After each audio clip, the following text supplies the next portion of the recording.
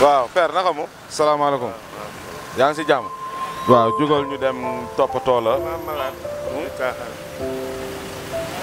est-ce que kaala waa tee ko waaw bàyyi ko mu dem sa maalum bàyyi ko mu dem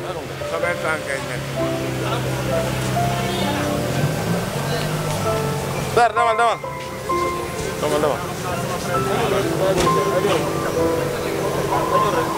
père jugal waaw dañ lay fajaale waaw da nga waaw dañuy def ndànk rek dañ lay fajaale ngir jëmmi yàlla te yàlla rek tax wallahi dañ lay toppatoo te yàlla rek tax waaw amul benn problème dañ lay jox nga ndékki ba suuf te yàlla rek tax waaw jàpp si rek waaw dañ lay jàpp te yàlla rek tax boo bëggee ñu jox la puus wala ñu jox la kii ah waaw léegi nañ dem bu ñu eggee